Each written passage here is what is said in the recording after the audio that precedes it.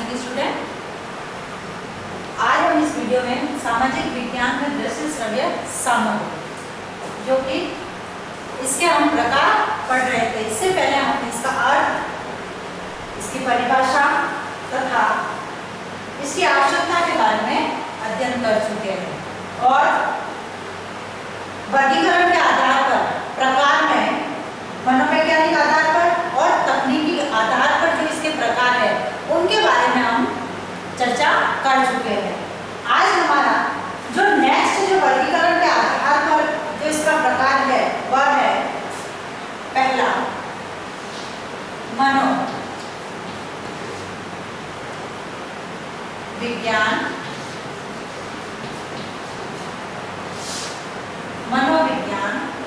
के आधार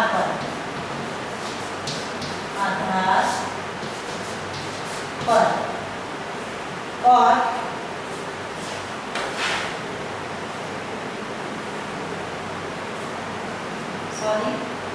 ये हम कर चुके हैं।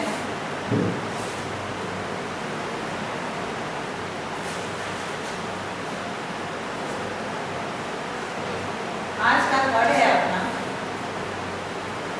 ज्ञानेंद्रियों के आधार पर, ज्ञानेंद्रियों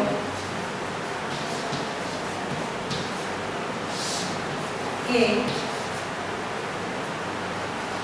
आधार पर और चौथा जो इसका प्रकार है वह है प्रोजेक्शन।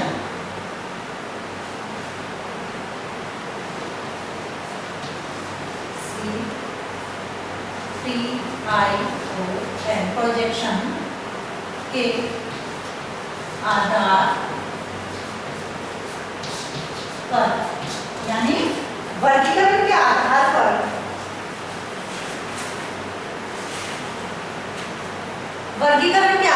पर जो दृश्य श्रव्य सामग्री है उसको चार प्रकार में बांटा है। मनोवैज्ञानिक आधार पर, तकनीकी आधार पर, ज्ञानेंद्रियों के आधार पर और प्रोजेक्शन के आधार पर। मनोवैज्ञानिक और तकनीकी आधार पर हम इससे पहले वाले वीडियो में उसके बारे में चर्चा कर चुके हैं। आज हम ज्ञानेंद्रियों के आधार पर तथा प्रोजेक्शन के आधार पर कौन से ऐसी दृश्य श्रव्य सामग्री है उसके बारे में हम अध्ययन करेंगे। सबसे पहले आता है ज्ञानेंद्रियों के आधार पर।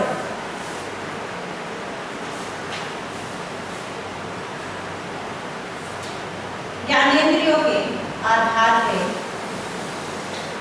इनका वर्गीकरण तीन भागों में बांटा है। ज्ञानेंद्रियों के आधार पर ज्ञानेंद्रियां कौन सी? अपनी आंख, कान यानी आंखों से देखना और कानों से सुनना, इनके आधार पर जो वर्गीकरण किया है इसमें श्रव्य सामग्री जो सुनते हैं, श्रव्य साधन जिनको हम कानों द्वारा सुनते हैं। उसके बाद है दृश्य साधन जिनको हम अपनी आंखों द्वारा, नेत्रों द्वारा देखते हैं। और दृश्य श्रव्य साधन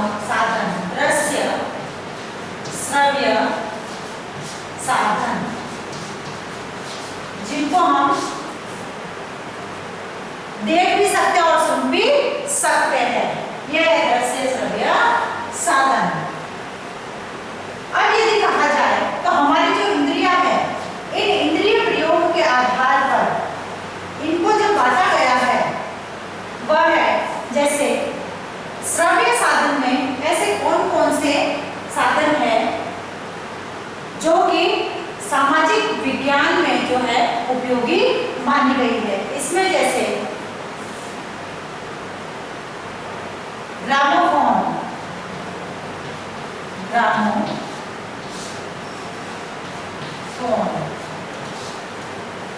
रेडियो,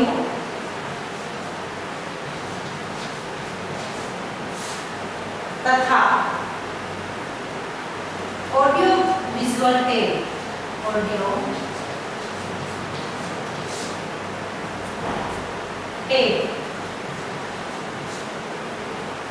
ग्रामोफोन एक प्रकार का सुनने का साधन होता है जिसको कि हम उसमें किसी भी चीज को रिकॉर्ड की हुई चीज को सुन सकते हैं। रेडियो हम सभी जानते हैं कि रेडियो में केवल सुनाई देता है। हम विभिन्न प्रकार के कार्यक्रम में शिक्षा से संबंधित जो सामग्री है उनको हम रेडियो पर सुन सकते हैं। ऑडियो टेप यानी रिकॉर्ड की हुई जो ऑडियो टेप होती है वह टेप श्रव्य साधन के अंतर्गत ली गई है, यानी किसी भी चीज को रिकॉर्ड करके उसको सुनना ऑडियो टेप के अंतर्गत लिया गया है। उसके बाद है दृश्य जो साधन है, दृश्य साधनों के अंतर्गत film slide, film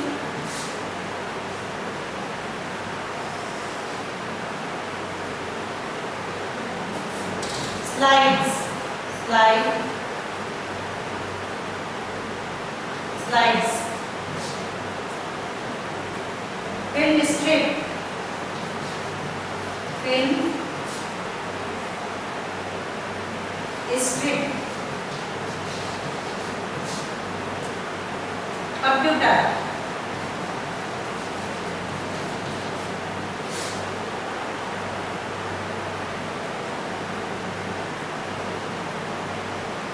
real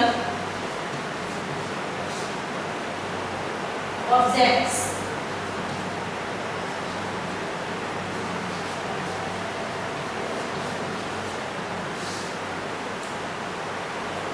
samples,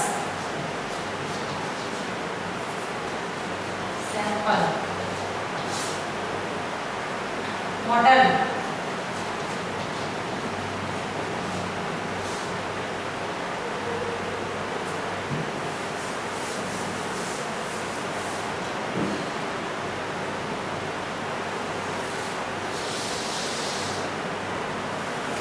model के बाद है चार्ट्स,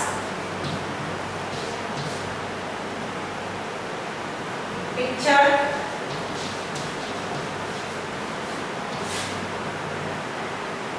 ग्राफ, मैप मानचित्र, मानचित्र, ग्लोब,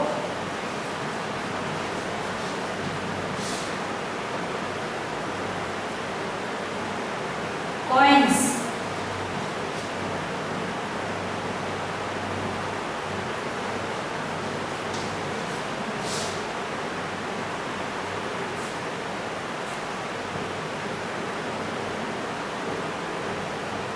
और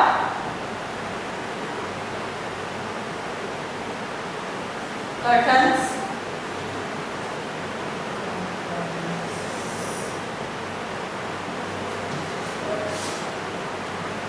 पुपेट्स,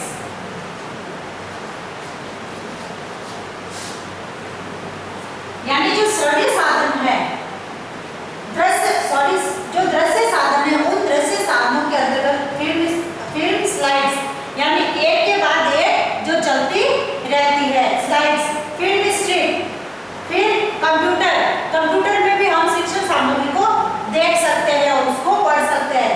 रियल ऑब्जेक्ट जो फैक्ट होते हैं, फिर सैंपल्स कुछ नमूने होते हैं उनको हम देखकर ज्ञान ग्रहण कर सकते हैं। फिर विभिन्न प्रकार के जो मॉडल होते हैं उन मॉडल को देखकर हम जो है किसी भी शैक्षिक स्थिति का या शैक्षिक ज्ञान प्राप्त कर सकते हैं। फिर आते विभिन्न प्रकार के चार्ट होते हैं, उन चार्ट को फिर पिक्चर, विभिन्न प्रकार की जो पिक्चर होती है शिक्षा से संबंधित, ग्राफ, फिर मानचित्र, मैप, विभिन्न प्रकार का मैप, फिर आता है ग्लोब हमें भौगोलिक स्थिति के बारे में बताता है। उसके बाद है कॉइन्स, विभिन्न प्रकार के कॉइन्स, कर्टन्स या पुपेट्स यानी जो कठपुतली होती है उन कठपुतलियों के माध्यम से जो है हमारे जो सामाजिक विज्ञान शिक्षण है उस सामाजिक विज्ञान शिक्षण के शिक्षण कार्य को रुचिकर बनाया जा सकता है। अब आता है तीसरा जो इसका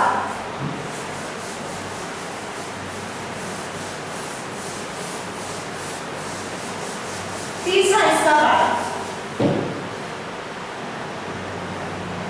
दृश्य श्रव्य साधन, देखना और सुनने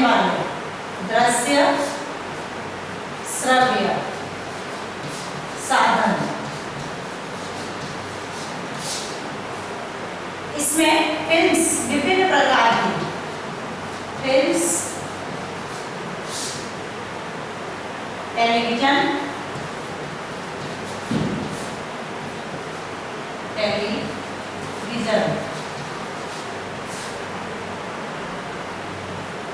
कठपुतली का खेल, कठपुतली का खेल, नाटक,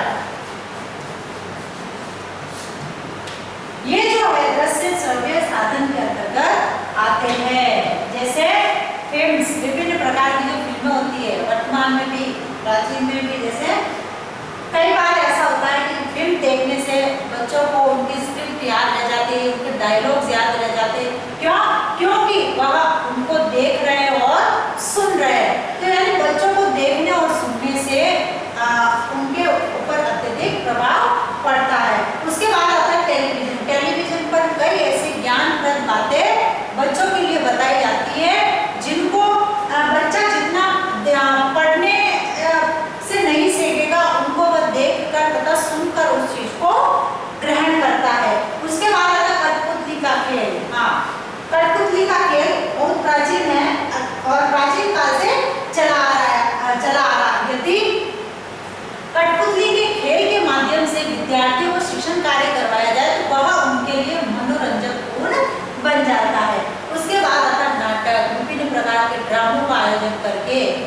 इस प्रकार ये जो है दृश्य श्रव्य साधनों के अंतर्गत इनको लिया गया है, क्योंकि इसमें विद्यार्थी देख भी सकता है और सुन भी सकता है और जल्दी ज्ञान ग्रहण कर सकता है। उसके बाद आता है चौथा जो हमारा है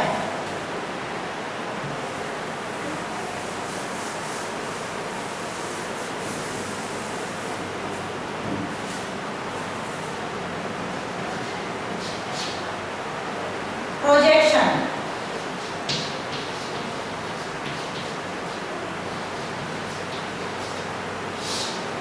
प्रोजेक्शन आधार यानी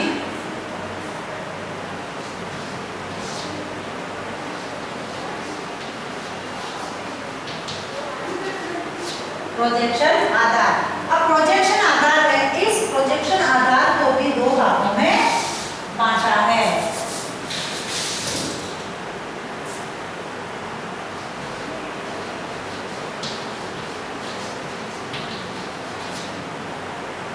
प्रक्षेपी,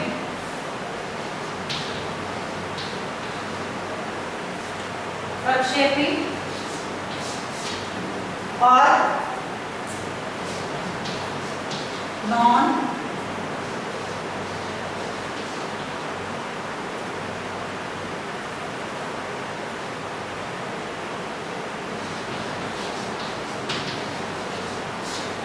प्रक्षेपी, गैर प्रक्षेपी,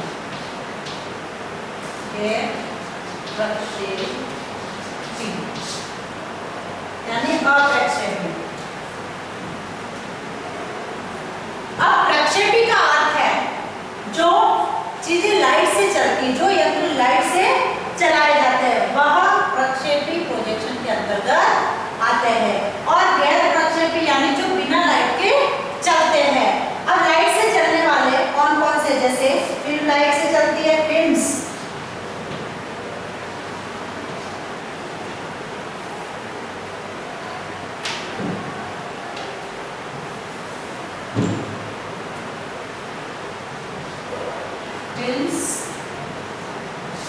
television,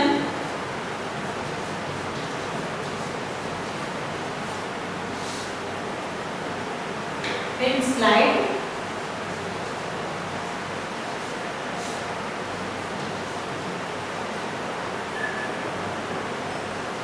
slides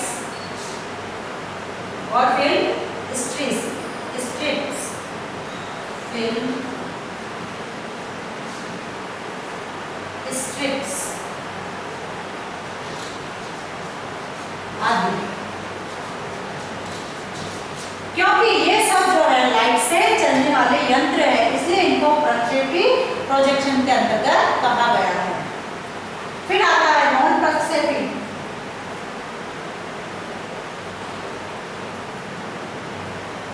real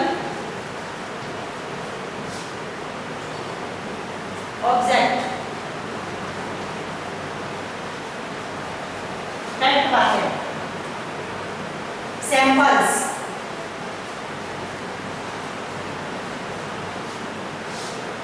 samples, models, चित्र, पिक्चर, ग्राफ, ग्लोब, ये जो सारी चीजें वहां गैर प्रक्षेपी के अंतर्गत आते हैं, क्योंकि इसमें किसी भी लाइट की इलेक्ट्रॉनिक यंत्र की आवश्यकता नहीं होती है। इनको हम क्लास में कभी भी बता सकते हैं। जैसे रियल ऑब्जेक्ट है, पाते हैं, सैंपल्स है, मॉडल है, चित्र है, ग्राफ है, ग्लोब है, इस प्रकार की जो वस्तुएं हैं बालकों को हम कभी भी क्लासरूम में उनको दिखा सकते हैं। तो इस प्रकार से इन दृश्य श्रव्य साधनों द्वारा जो है हमारी जो सामाजिक विज्ञान की जो शिक्षण सामग्री है या शिक्षण कार्य है उसको विद्यार्थियों के समक्ष रुचिकर बनाया जा सकता है। अब है इनकी क्या इंपॉर्टेंस है, आवश्यकता।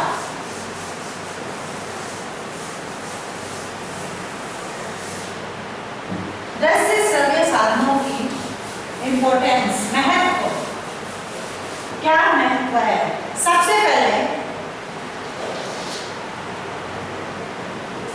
इनके द्वारा इंद्रियों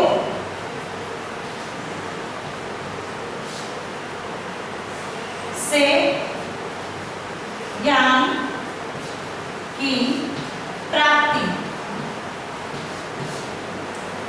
क्योंकि बालक इसमें देखकर और सुनकर ज्ञान ग्रहण करता है, इसमें उसकी इंद्रियां स्थिर रहती है, क्योंकि इसमें वह उन चीजों को देखता है, इसलिए उनकी जो ज्ञान की इंद्रियां है उन ज्ञान इंद्रियों से ज्ञान की प्राप्ति होती है। उसके बाद है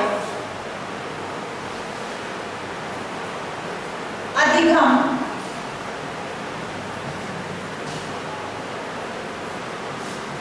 में स्पष्टता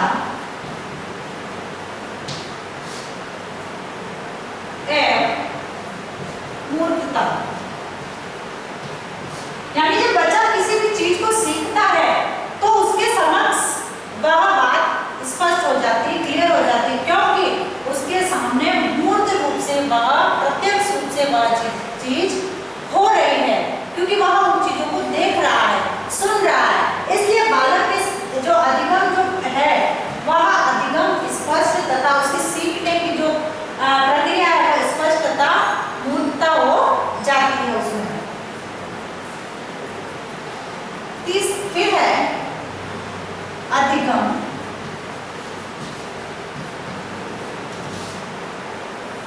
प्रक्रिया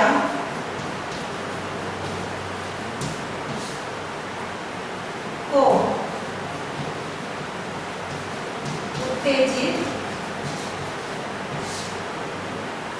करना, यानी इनके माध्यम से जो बालकों की जो अधिगम प्रक्रिया है वह अधिगम प्रक्रिया को हम उत्तेजित कर सकते हैं, क्योंकि बालक किसी भी चीज को देखने के लिए उत्साहित होते हैं तथा इस प्रकार से इसके माध्यम से बालकों की जो अधिगम प्रक्रिया है उस अधिगम प्रक्रिया को उत्तेजित कर सकते हैं, उत्सुकता बढ़ती है, उत्सुकता बढ़ा सकते हैं। फिर है प्रत्यक्ष अनुभव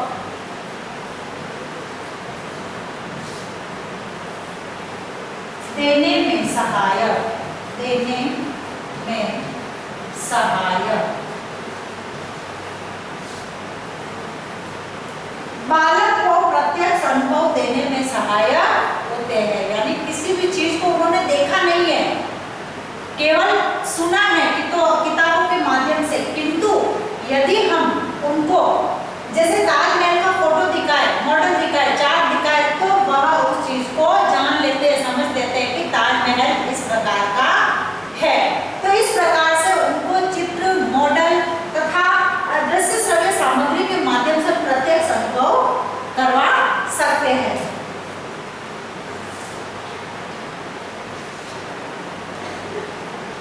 कल्पना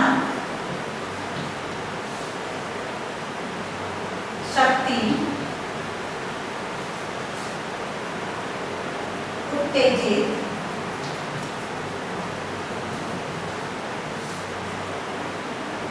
करने में सहायक, यानी बालकों की जो कल्पना शक्ति होती है उस कल्पना शक्ति को उत्तेजित करने में दृश्य श्रव्य साधन जो है सक्षम होते हैं और उनकी जो कल्पना शक्ति उसको बढ़ावा मिलता है। बालक अपनी कल्पना कहीं से कहीं ले जाते हैं।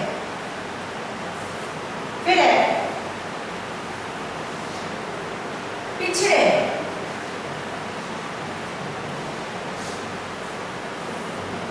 छात्रों के लिए सहायक, यानी कक्षा में जो छात्र पिछड़े हुए हैं उन छात्रों के अधिगम स्तर को सुधारने में ये सहायक सिद्ध हो सकते हैं। क्योंकि कुछ बालक ऐसे होते हैं जो पढ़ने से नहीं सीखते, वह देखकर तथा सुनकर सीख जाते हैं। तो यानी जो पिछड़े हुए बालक है उनको उनका अधिगम स्तर सुधारने में सहायक होते हैं। फिर है ये जो है क्रिया करने का अवसर देते हैं। क्रिया करने का अवसर, यानी बालकों को कुछ न कुछ क्रिया करने के अवसर प्रदान करते हैं। फिर है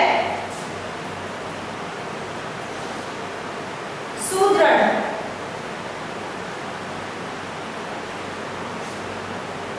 ज्ञान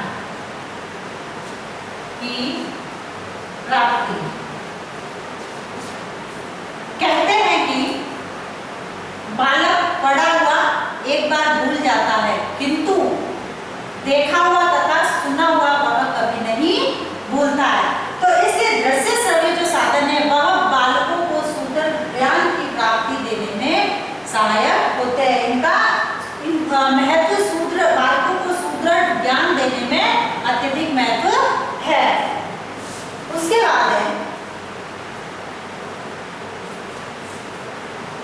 वैज्ञानिक मनोवृत्ति का विकास। वैज्ञानिक मनोवृत्ति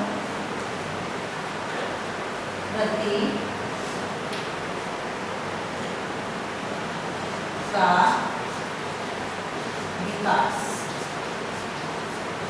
यानी ये जो दृश्य श्रव्य जो साधन है यह बालकों में जो मनोवैज्ञानिक वृत्ति होती है, मनोवैज्ञानिक जो विकास होता है उस मनोवैज्ञानिक विकास को बढ़ावा देते हैं। फिर ये जो है दृश्य श्रव्य जो साधन होते हैं वह जो संसाधन जो होते हैं, अन्य प्रकार के जो संसाधन, उन संसाधनों की कमी को पूरा करते हैं।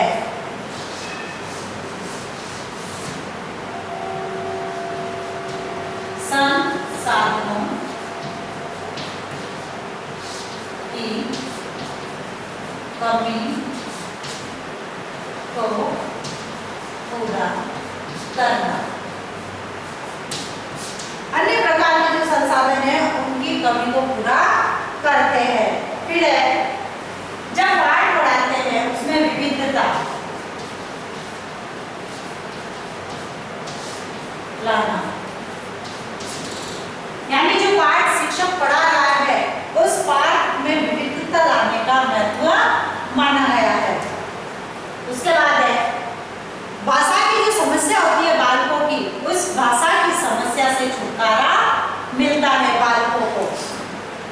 फिर है इसमें शब्दों की बचत होती है। तो इस प्रकार से जो है दृश्य श्रव्य जो साधन है वह बालकों के लिए अत्यधिक महत्वपूर्ण माने गए हैं।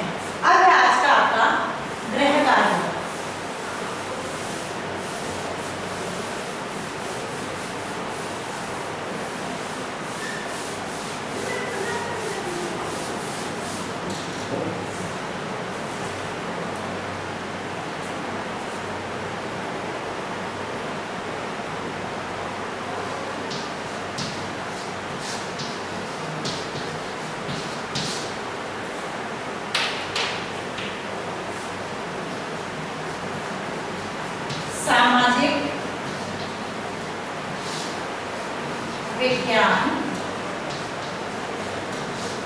शिक्षण में दृश्य श्रव्य साधनों का महत्व समझाइए।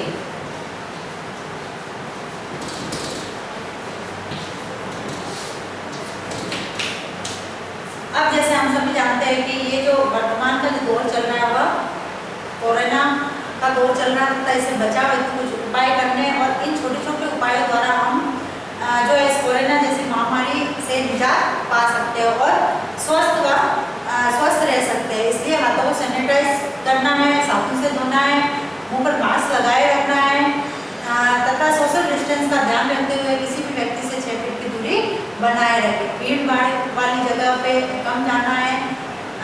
स्वस्थ रहे, सुरक्षित रहे। धन्यवाद।